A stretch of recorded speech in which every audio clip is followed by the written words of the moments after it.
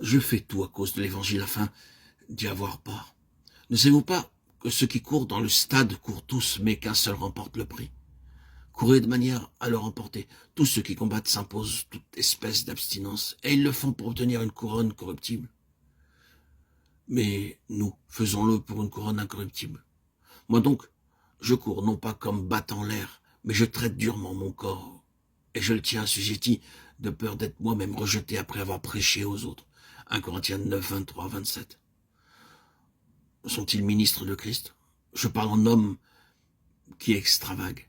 Je le suis plus encore, par les travaux bien plus, par les coups bien plus, par les emprisonnements bien plus. Souvent en danger de mort, 5 fois j'ai reçu des Juifs 40 coups, moins 1.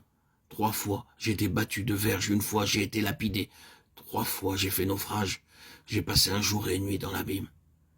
Fréquemment en voyage, j'ai été en péril sur les fleuves, en péril de la part des brigands, en péril de la part de ceux de ma nation, en péril de la part des païens, en péril dans les villes, en péril dans les déserts, en péril sur la mer, en péril parmi les faux frères. J'ai été dans le travail, dans la peine, exposé à de nombreuses veilles, à la faim et à la soif, à des jeûnes multipliés au froid et à la nudité. 2 Corinthiens 11, 23, 27. Je cours vers le but pour remporter le prix de la vocation céleste de Dieu en Jésus-Christ. Philippiens 3, 14. Nous sommes, d'après ces paroles, un peuple engagé dans une course où il faut courir de manière à remporter le prix. Paul déclare que nous ne pourrons être couronnés si nous n'avons pas combattu suivant les règles. Il est donc important de savoir ce qu'il faisait et ce qu'il disait. Quelle est sa réponse? Je traite durement mon corps et je le tiens assujetti de peur d'être moi-même rejeté après avoir prêché aux autres. 1 Corinthiens 9, 27. Dans notre marche dans la vocation, nous sommes davantage occupés de l'esprit et de l'âme, alors que le corps passe au second plan. Cependant, nous sommes dépendants de notre corps. Paul se soucie aussi de son corps en le maintenant en bride, parce qu'il savait par expérience que l'esprit doit gouverner l'âme et maîtriser le corps. Le Saint-Esprit, dans son œuvre intérieure, développe l'esprit en lui donnant de la croissance et de la maturité, afin que l'âme soit à sa véritable place et que le corps ne domine pas le croyant, car nous sommes très facilement dominés par lui.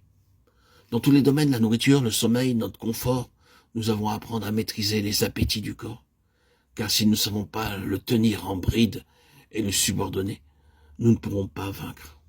Dominer notre corps passe par l'offrande à Dieu. Je vous exhorte donc, frères, par les compassions de Dieu, à offrir vos corps comme un sacrifice vivant, saint, agréable à Dieu, ce qui sera de votre part un culte raisonnable. Romains 12, 1. Si le service de Dieu nécessite une certaine abstinence dans les repas, je dois le faire. Si le Seigneur me dit de passer plus de temps dans la prière au détriment des heures de sommeil, je dois le faire.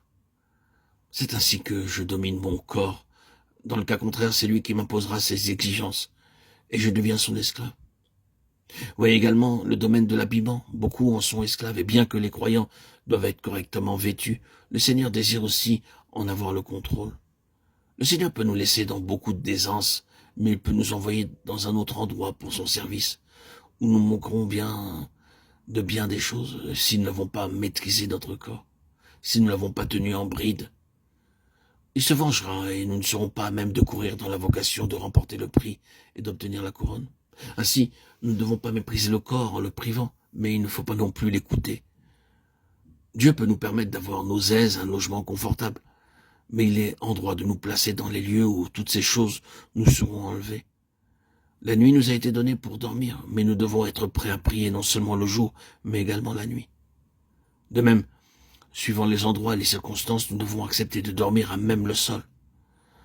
Le service de Dieu implique que cette question de la maîtrise du corps soit réglée, car si nous l'écoutons, il nous rendra incapables de répondre à l'appel du Maître toutes les fois où son service exigera de notre part une disponibilité sans réserve, dans des circonstances et situations pour lesquelles nous ne l'aurons pas préparé.